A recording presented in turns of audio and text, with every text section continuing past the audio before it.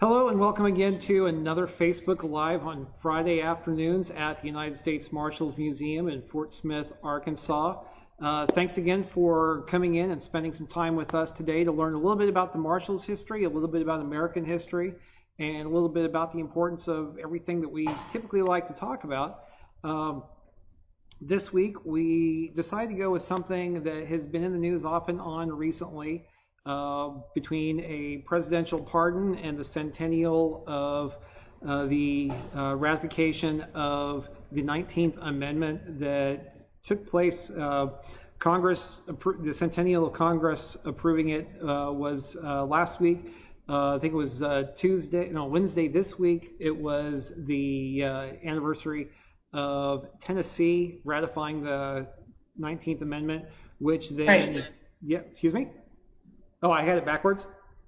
Yeah, so Tennessee became the 36th state on August 18th. And then it took a little while at that time, it was the Secretary of State who kind of confirmed or made sure all the papers were in order. So it was actually added to the Constitution 100 years ago yesterday. Okay, there we go. And with that, I want to start. First, I want to mention our usual things if you want to help support the Marshals Museum, you can always go onto our main webpage and either click on the Buy a Brick campaign, or you can go to the GoFundMe if you want to help out a little bit that way. If you want to write a bigger check, we would always be more than happy to accept those, and you can contact us directly about that. For today, and talking about is kind of what we already mentioned. We are talking about the Marshals. We're talking about Susan B. Anthony, the 19th Amendment, women's suffrage, American history, to a certain extent, a little more specifically, Arkansas history. And to do that, because I know that I'm not an expert on the subject of women's suffrage, I decided to contact a person who is let me make sure I get this title correct. This is Kathleen Pate. Kathleen is the chair of the Arkansas Women's Suffrage Centennial Commemoration Committee. She is also, her day job is she's an educational specialist at the Clinton Center and well, you'll know the full title of this better than I am. However, today she is here not as that federal employee. She is here today specifically as that person the chairwoman of this committee, talking about Arkansas and women's suffrage. So Kathleen, if you could tell us a little bit about yourself and that committee and what it kind of has to deal with. So thank you, David, for inviting me to join you today. It's always fun to do Facebook Live and always fun to collaborate with the U.S. Marshals Museum. We certainly are looking forward to a day when you're open and folks can visit, because there's certainly a rich history there. And so as you mentioned, I'm the education specialist at Clinton Presidential Library, but as a volunteer, I work with the Arkansas Women's Suffrage Centennial Commemoration Committee, serving as chair. And I represent the Arkansas Women's History Institute. So that is an organization that's been around since 1983, and we work to promote Arkansas women's history, past, present, and future, which might sound odd to talk about future history, but we absolutely believe that particularly young girls, but everyone learning about women's history, Arkansas women's history, is a great way to make sure that we have history makers here in our state in the future. I love the connection that you've made to the U.S. Marshals Service. Having done some work with your education team in the past, I like to say that the U.S. Marshals Service is the Forrest Gump of law enforcement, because at every turning point, at every moment, kind of critical moment, the marshals are there, either in the forefront or the background, but the marshals are there. I do want to say I am not an expert on women's suffrage. Rather, I am a suffrage enthusiast, and that's not just for women's suffrage, but for voting rights in general. It's a key Well, it is the key to having a democracy, right? You have to participate, you have to vote. And I know the Marshals have been there on a number of occasions, but do you want to kick us off with telling the story that you know about Susan B. Anthony and the connection to the Marshals, and then I'll kind of bring it forward and bring it home to Arkansas. I will do that. And I very definitely understand and appreciate how your reference to, although I don't know if the Marshal Service would want to be referred to as the Forrest Gump of American It's meant as a compliment. I totally understand what you're saying. Is we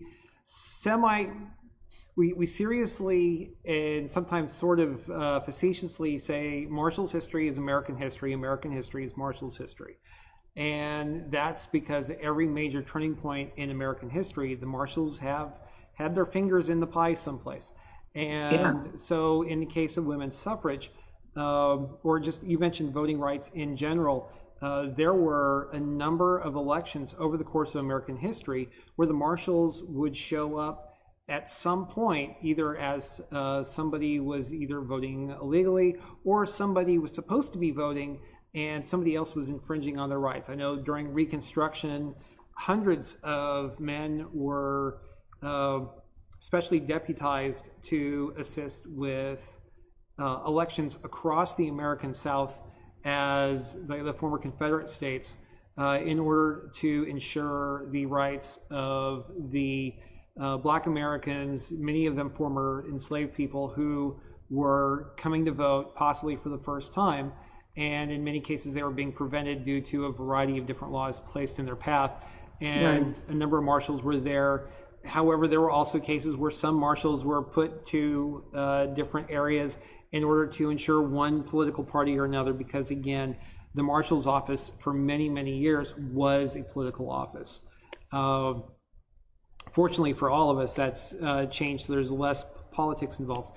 But as for the Marshals and Susan B. Anthony and voting, the 1872 election, Susan B. Anthony and 14 other women, I believe a couple of them were her sisters, they went, this is in upstate New York, they went to go vote and in a presidential election, and during that vote, they were able to convince some people at one of the polling stations to allow them to come in and register to allow them to vote.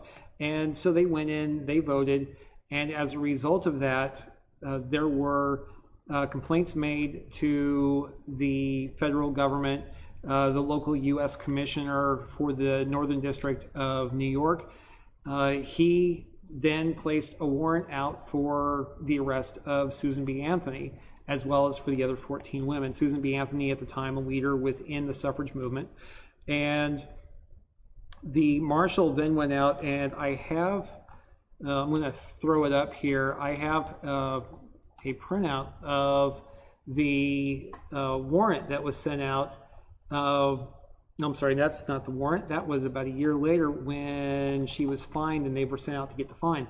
Isaac, I can't remember his last name, Quimby. Isaac Quimby, Marshal for the United States, Northern District of New York, and his deputies, Albany, New York. This is to command you, the said marshal or deputies, or either of you, to convey and deliver into the custody of the said keeper the body of Susan B. Anthony, charged this day before me a commissioner of the United States in and for said district, on the oath of Sylvester Lewis and others, that on the 5th day of November 1872, in the election district, the 8th ward, it just goes on with that, that essentially she did illegally cast a vote in the in that presidential election. And so that warrant gets handed over to the U.S. Marshal. The Marshal then hands the warrant over to a deputy. The deputy then goes to Susan B. Anthony's house and essentially says, ma'am, we'd like you to come down to the commissioner's office at your leisure. And she goes, well, aren't you here to arrest me? It's like, well, yes, but we don't need to do that. We're just going to, if you'll come down to the commissioner's office. And she says, no, you're going to arrest me like a man. And so, which the deputy was very unsure of how this was all going down. This wasn't what he was expecting to show. And I can just picture a very confused deputy expecting this nice woman to just go ahead and get into the buggy and come along. But she had to go grab a couple of things, came down and essentially forced him to handcuff her and take her to jail. And she was not going to go like they were expecting. So she wanted to vote with the same privileges of men in American society at that time. She wanted to go to jail with the same privileges of American men in society at that time. So she was jailed, court case was held. By the time everything was said and done, she ended up being found guilty, was fined $100, and then based on the other document that I was showing here a second ago, this is it's one of the other jobs that the marshals have always had, is to execute any legal papers from the courts. This particular one was it's just the same job that asset forfeiture takes care of today. We command you that of the goods and chattels, to the Marshal of the Northern District of New York, that of the goods and chattels of Susan B. Anthony, defendant, in your district, you cause to be made a certain judgment of $204.41 fine and costs, which the United States of America plaintiff, lately in the circuit court, and keeps on going on. So it was a fine of $100 and no cents, and then court costs of $104.41 that she was to pay up. By the accounts that I have seen, that deputy then went to, because Susan B. Anthony had already said she wasn't paying any fees or fines, and the deputy went to her property and then came back and reported that he could find nothing that was of that value, and so they just left it at that point. And at that point, I went through and tried to find other cases that the marshals were involved in women's suffrage and the movement, and I was not able to find other cases. I actually ran it past the historian for the Marshals Service, Dave Turk, who, if you watch this program regularly, you'll remember I talked to him a couple months back about Billy the Kid. Dave couldn't think of any cases otherwise involving the women's suffrage movement. This is to the point that I looked in both of the good academic histories of the Marshals Service and found no references to women's suffrage in either one of them. And so, granted, the first history was written in 1989, so it tended to be focused on things that we don't look at right now. So, but anyway, so that's kind of the case that we know of regarding the Marshals and Susan B. Anthony. But we also know that it's one of those things that had something come up later where after the 19th Amendment, if somebody would have tried to vote as a woman and somebody would have refused them, they could have very easily filed a federal court case against them. The federal judgment would have very well have come down in support of the people attempting to vote, and then the marshals would have been called in to ensure that right. But so that's where the marshals play in. That's kind of a quick, dirty version of it. I'm going to let Kathleen kind of throw in her 2 cents on any other elements of the story she wants to hit. Yeah, so that's a great story about Susan B. Anthony, and we know that's been in the news recently. But what folks might not realize is that Susan B. Anthony came to Arkansas. She did a tour of the United States. She spoke on Cherry Street down in Helena, West Helena. Arkansas was several times considered giving women the right to vote. It was actually introduced when they made a new constitution after the Civil War. And you see a tension, right? You said Susan B. Anthony voted in the 1872 election. So we know that the 15th Amendment to the Constitution, allowing African American men to vote, which was they were not always able to do so, that kind of broke some of the links between the suffrage movement and the abolitionist movement, right? Initially, when Susan B. Anthony is involved, those two movements are working hand in hand, side by side. And the hope was that the 15th Amendment was actually going to enfranchise African Americans, including women. African-American women, but also other women. But instead, it took another 50 years, so 1870 to 1920. And what we tend to learn about in textbooks is Susan B. Anthony. We hear about something called the Declaration of Sentiments at Seneca Falls, which there's a great book out. That's one of the benefits of the Centennial, is that there's a lot of new research being done. There's a great book out called The Myth of Seneca Falls, and it points out that Susan B. Anthony wasn't there when they created the Declaration of Sentiments. She did not meet Elizabeth Cady Stanton until a couple of months, year later. So she wasn't there. The other thing that our history books tend to overlook is it was second and third generations of suffragists who actually saw the 19th Amendment get ratified. Susan B. Anthony was no longer living, but certainly she inspired those future generations.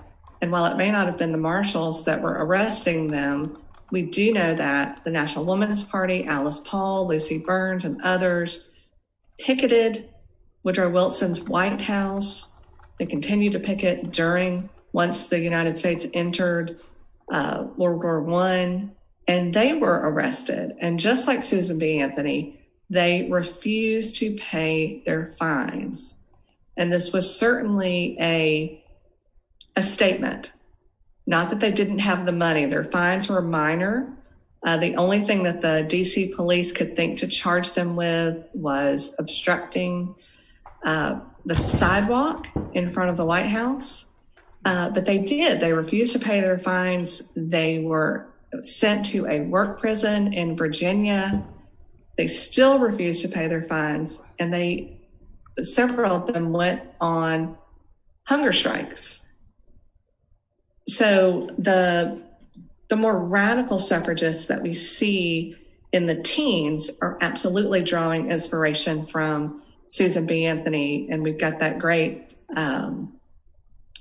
connection. She's kind of the mother, if you will, one of the mothers of the movement. Right. And just as she came to Arkansas, when she was active with the suffrage movement, Alice Paul came to Arkansas. There were members of the National Woman's Party here in Arkansas. So we've got a lot of great local suffrage stories. And we have a website, the Arkansas Women's Suffrage Centennial Commemoration Committee website. It's much shorter than the name. It's AR, Votes for Women. So, and that takes you to a timeline. There are biographies. And so it kind of places what was happening in Arkansas in the context of the national movement. And Arkansas does hold a unique place in the history of the women's suffrage movement, because in 1917, Arkansas became the first non-suffrage state. So there were other states out west where women had full suffrage, but the first non-suffrage state to allow women to vote in primary elections. Okay. And while that might not sound like a big deal, we know that that's in February, March of 1917. In the spring of 1918, over 40,000 women voted in the Democratic primary in Arkansas. And it's not hard to draw a line between the people that they would have voted for, those people taking office, Governor Brough, and then, the Arkansas Congress, the Senate and House. Arkansas was the 12th state to ratify. So the 19th Amendment was ratified by the House in May of 1919, the Senate in June 4th, 1919. And then what you see is several states very quickly ratifying. And so Arkansas ratifies on July 28th, 1919. And then what we see is Arkansas gets us to the it gets us to a quarter of the states, which is 1/3 of what was needed. So at the time there were 48 states. So we needed 36 states to ratify. So Arkansas is number 12. So we're a third of the way there. And it gets about 2/3 of the way there. Many states, including most southern states, reject the 19th Amendment. So South Carolina, Georgia, Florida, Alabama, Mississippi, Louisiana outright reject. And so in the end, Tennessee's ratification is critical. They're the 36th state, but at that point, there aren't many states left who haven't either passed it or rejected it. So that's kind of that's part of the reason Tennessee is such a big deal, coming in as the final state needed to ratify. And I just shared the link for AR Votes for Women. I just shared that on our chat. So, so that if anybody wants to see that, they can click on that link. Yeah, so that website, we have done, we launched that website in the summer of 2018. And then last year on the Centennial of Arkansas's ratification, we launched our Yellow Rose project. And so that is to have a yellow rose planted at every county courthouse in the state of Arkansas. The yellow rose is actually tied to Tennessee's ratification, sometimes called the War of the Roses. So all of the legislators were male, so they would have had on a jacket, and those who supported women's suffrage would wear a yellow rose, and those who were opposed to women's suffrage or anti-suffragists would wear a red rose. So yellow roses are symbolic of the women's suffrage movement, being pro-suffrage. So we wanted to make that something that happened across the state, because we know that there were women and men across the state. There's a lot of information about what happened in Central Arkansas.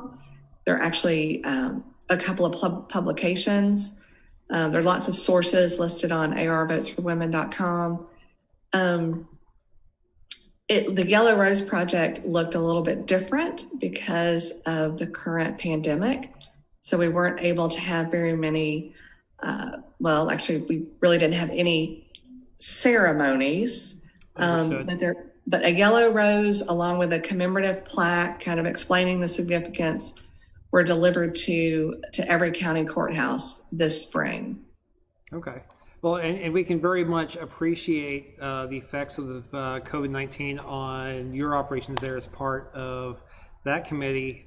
Something that we are doing to help commemorate the centennial here, here at the Marshals Museum, and I've been telling a couple of people we're going to be announcing something today. What we're announcing is, and it's not a big thing, so it's not like we're opening up the building or anything like that. But what we are doing is we are presenting a Smithsonian traveling exhibit service. There's an exhibit called Votes for Women, A Portrait of Persistence. It's celebrating the centennial of the 19th Amendment and of women's suffrage in the United States. It's a poster exhibit that we have as legitimately as a storefront exhibit here at the museum. We get lots of people driving through our parking lot. They just want to see the building, and maybe some of them get out of their cars and they come up and they look in the windows. But unfortunately, there's not a whole lot that they can really see. But what we are doing for them right now is we have this poster exhibit now mounted in the front windows of the Outpost, our store here at the museum. And so if you start at our front door of the museum and you work your way to the left, you'll go through these 10 posters that tell this history of the expansion, the growth of the women's suffrage movement, and eventually the passing of the 19th Amendment.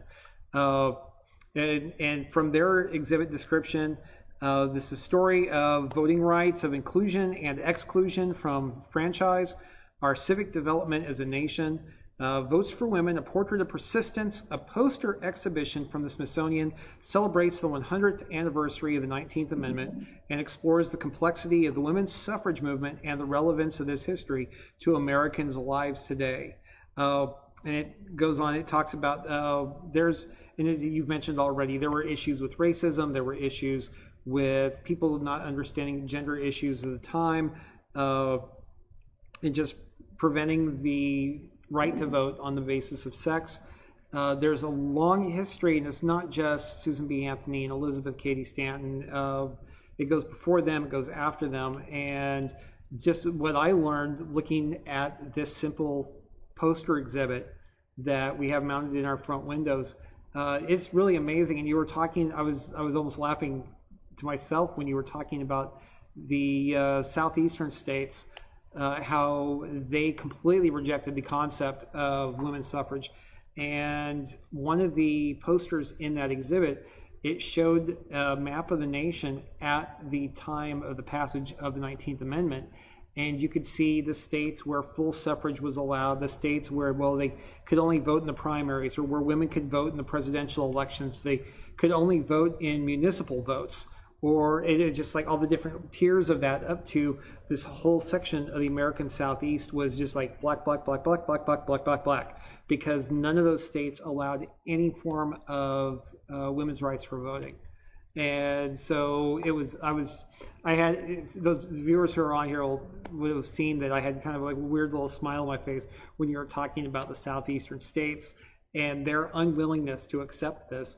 And it was just because I had just finished putting up this poster showing this whole section of the southeast that was just black, because that was the color on this particular map that was showing there were no rights.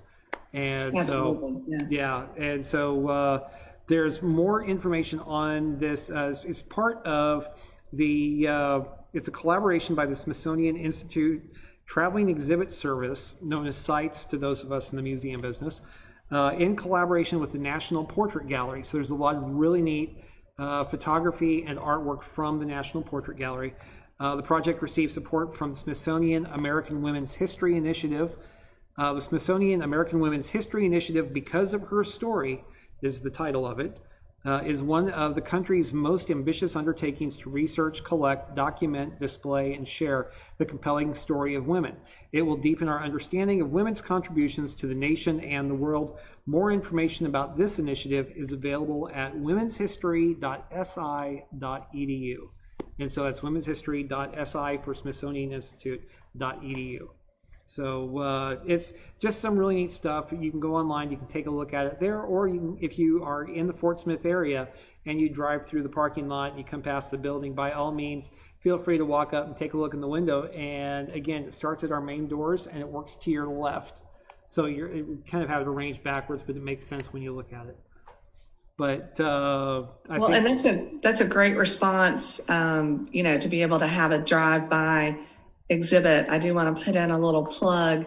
On the Clinton Presidential Library, it debuted yesterday. We have an art installation called Her Flag 2020, where an artist traveled to the 36 states that ratified, and she selected a female artist in each of those states to create a stripe, and she created a flag representing each of those states. Oh, nice. The star field has a big Votes for Women button, if you will, similar to, you can see the top of my shirt, I think, a Votes for Women button. But the library is currently closed, but what's great about that exhibit, it's on the side of the building and folks can come drive down Clinton Avenue, turn around in Celebration Circle, and take a look at that. So a new way to reach folks when we can't have our doors open, drive-by exhibits, walk-up exhibits. Yeah, so I might have to take a trip to Fort Smith to see what you've got there at the Marshals Museum. Yeah, as long as you stay safe. I mean, that's one of those things. The people who have watched this broadcast regularly, they've heard me talk a little bit about what we have in the way of our activities here and how we have been responding to it, especially since we have a very small staff, 7 full-time, and of them, almost everyone is working from home except for myself because, well, I have to work with the collections, and it's kind of hard to work with collections from home unless you've got just paperwork and that's all you're taking care of. And so for me to process through the collections or do other things here in the building, I have to be present here. And so it's odd being the one person here in the building all the time.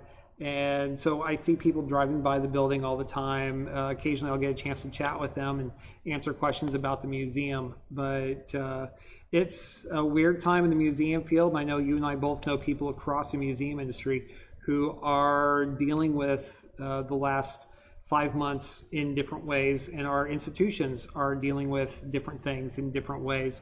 And if just any of my museum friends who are out there, if you happen to see this, best of luck to all of you, because I already know some folks who have already decided to change careers. I know some places that are already closing their doors. And I think we're just very fortunate being in the situation that we're in, that while we hadn't planned on something like this occurring, we were prepared essentially for any contingency. And so we're in good shape here at the museum and not in danger of anything. And I know that at the Clinton Library that's a different pot of money, and you guys are okay there as well. But yes, but it's very challenging, and my job as education specialist certainly has completely changed. We've been closed since mid-March, and we're just trying to offer virtual programs. And so we've got some great programs. If people want to visit clintonlibrary.gov, there's an education tab that shows you all of the virtual offerings, all the online programs, and everything that we do for students and teachers is free. So if there are educators or parents out there, we would love to be a resource. We very much have responded in the same way. That's what kicked off this Friday afternoon Facebook Live. So I've been doing this now since at least April, if not March. Leslie, and I know that you know and have worked with Leslie.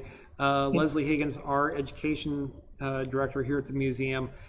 She's done a number of programs and projects that are available online. Our spring lecture series ended up getting postponed and turned into really a summer lecture series. Those lectures we did online. One speaker from Russellville came over. Actually, no, not Russell. It was either Russellville or Little Rock. He came over, and it was just he and I in the building. We broadcast it on YouTube, and then the most recent one of those, he stayed in Pennsylvania and I was here, and we broadcast it on YouTube. And I found out we're just about to take all of these Facebook Lives. I'm going to edit them down, and we're going to drop all of those onto our YouTube channel, where it's a little bit more accessible to more people, because frankly, I do recognize that it's getting to the point that only those of us of a certain age are on Facebook. I know that my kids aren't on Facebook. And then so we're starting to change how that's happening, but we are about ready to do a major revamp of our webpage that's going to really focus on a lot of our educational resources and how they're online.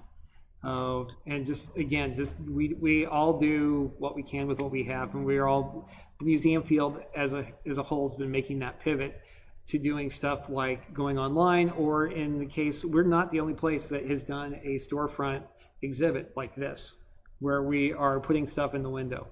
So that's where we're all excited about, just different ways to do that. So I hope that we were going to be getting some questions. I know that the topic that we hit this week wasn't quite as Marshals heavy as we usually get. So I know that sometimes that kind of makes some folks tune out, but it's something that's important to us because the Marshals, again, like we were talking about at the beginning, the Marshals Service and the Office of U.S. Marshal has been around since George Washington signed that law, and the Judiciary Act 1789, and the Marshals have been involved in every major event since then. And this is one of those events that they touched on. And when you look at the history of the American electoral system, the Marshals show up every so often, and it's either as most jobs that the Marshals do, they're either supporting people's rights or they are enforcing national laws. and they tend to enforce them pretty equally. You have society women from New England being arrested because of voting where they're not supposed to. So I haven't seen any questions yet from anyone. If there's anything else I can think of, I think we've talked about all the stuff we were talking earlier that we wanted to talk about. If there was anything else, Kathleen, that you wanted to mention before we sign off. Well, do we have time for a little math game? Sure. Okay, so let's talk about my favorite document, the Constitution. Okay. All right, so I'm going to put you on the spot here. All right. It's a good thing I'm. How many I like amendments are there to the Constitution? Oh, good Lord.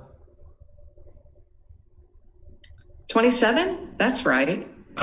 So I was thinking 28 for some reason, but yeah, 27. What do we call the first 10? First 10 First 10 amendments. are the Bill of Rights. Okay, so let's take those out because those were all passed together, 1791. Right. Okay, so 229 years. We've only changed the Constitution 17 times. However, I don't count 18 and 21. Right. You know, yeah, prohibition, enacting and then repealing prohibition. All right, so that we only really changed the Constitution 15 times. So here's the hard part. A third of those amendments relate directly to enhancing, ensuring, or expanding voting rights. So you and I have talked about the 15th, wow. which was 1870. Yeah. We've talked about the 19th, which is 1920. But then there are 3 additional significant amendments. How well do you know your Constitution? Not as well as I'd like to. All right, so I'll give you a trick. I'll give you hints to remember them. So I always know the 19th Amendment, and I know that the 15th Amendment, because it's 4 years and that's a presidential term, right? So I know 13, 14, 15. 15 is voting for African-American males. 19 is voting for women. However, you and I have discussed that there were other impediments, right? There were Jim Crow laws, there were literacy tests, and then people were required to pay a poll tax. Right. That was one of the effective ways from preventing African Americans from voting. So the 24th Amendment, and my trick there is 24, no more poll tax. The 24th Amendment. Right before the 24th Amendment, the 23rd Amendment allowed citizens of D.C. to vote. Yeah. My trick there is 23 D.C. Yeah. And then last but not least, I don't have a trick, but the 26th Amendment allows 18-year-olds, changes the voting age from 21 to 18, because young men were being drafted to fight in Vietnam at age 18, and they were not eligible to vote. Now, if you dig a little deeper, you can make the argument that there are 3 additional amendments that relate specifically to elections. So if you put elections and voting together, the majority of amendments, 8 out of 15, relate to voting and elections. And that just reinforces... I've never thought about it that way. Well, it reinforces the idea that our democracy requires participation. And so to know about the Marshals' involvement, and it's always interesting to me to look at the history of the Marshal Service, because the Marshals don't get to decide what laws they're enforcing. Correct. Right? So whether or not they agreed with arresting Susan B. Anthony, that's what they had to do. So we see, like you say, the Marshal Service and their presence and their actions kind of reflect the history of the time. Mm-hmm. Yeah, and that's one of those things that we recognize that we cannot shy away from are the tough stories. As much as we want to talk all day long about the Civil Rights Act and escorting young girls into 2 different grade schools in New Orleans, we Right, or also James have to talk about the Meredith. Fugitive Slave Act. Yes, And there are yes. two names of 2 men on the wall in our the Samuel MC card Hall of Honor that are the names of 2 different individuals who died as deputy marshals or posse trying to enforce different elements of the Fugitive Slave Act. And so we have to acknowledge that story also and talk about why this is important. And even though it might have been, it's back to, again, for a relatively modern marshal from the 50s, 60s, and 70s, Al Butler, who was at New Orleans, at Ole Miss, and at the Pentagon, keeping order at the Pentagon riots. You put on the badge, you do the job. And it's one of those things that I have conversations with deputies all the time, and that's really essentially what it is. There are things that happen in their jobs that they may not want to do personally, but you go through the training, you go and you do your job because your role is to enforce the Constitution. We do have a question that popped in. Is the Yellow Rose Project a national project, or is it just in Arkansas? As far as I know, it's just something that we did in Arkansas. It's something that we drew inspiration from the history connecting to Tennessee's ratification. But it's something that the state sponsored through the Women's Suffrage Centennial Commemoration Committee. I do know that the National Women's Suffrage Centennial Commission distributed yellow rose lapel pins. They actually sent some to the event we had, the tea we had at the governor's mansion last summer, 2019. But I don't believe it's a national program. Okay. Well, thank you, Angela Dobbins, for that question. And thank you, Kathleen, for the answer. But yeah, that was really neat. I have not thought about the presence of voting in the U.S. Constitution in quite that way, just how much is in there. And I will have to now take a look back through again, and I feel thoroughly shamed at the fact that I did not know off the top of my head the number of amendments. So okay. When I play that game with students, I actually hand out pocket constitutions before we play the game. So you were at a disadvantage. And if nothing else, that's good timing to mention also that Constitution Week is coming up. We are going to be announcing as a museum on another announcement on Monday, some big news about our usual Constitution Week readings that we have. We normally go out into all the schools in Fort Smith, in Van Buren, Barling, and we have particular grade levels each year. And each year we go into all of the schools, all the classrooms at that grade level we have chosen, and we read a book to them that then the class gets the book, and they all get pocket constitutions, and a very good day is had, and people learn about the Constitution. Because of what we're dealing with, again, trying to figure out the best way to do it, we are, for Constitution Week this year, we are going to be streaming live, in a couple of cases live recorded, but we're going to be streaming readings of a few different books by some pretty famous people from across the country that we've convinced to be able to take part in this. But we're going to be announcing that list on Monday. Excellent. So, that's awesome.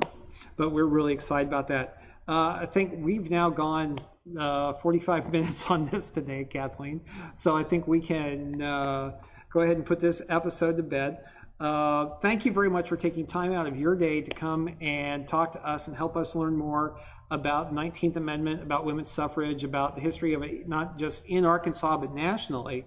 And we've gotten a chance to talk a little bit about marshals. We've gotten to talk a little bit about the Constitution. And I think it was a good conversation and lots of good information that we were able to help spread to folks. But thank you. Thank you for having me. Loved being a part of it. And I look forward to working with you some more in the future. All right. Well, thank you. And don't go away when I kill it here. I want to talk for a second. But Okay. to everybody else, again, thank you for taking time out of your day to come out for our Facebook Live and listen in to this conversation. If you are in Fort Smith, please feel free to come by the Marshals Museum. Drive by, get out, take a look at the front by where our store is, and you'll see the posters inside the window where you can learn more about this subject, the 19th Amendment, about women like Susan B. Anthony and Elizabeth Cady Stanton and others. It's a huge history, much more expansive than you could even imagine when you come up and you see all the different people all across the time, white Americans, black Americans, American Indians. There's the first female member of Congress was from Hawaii.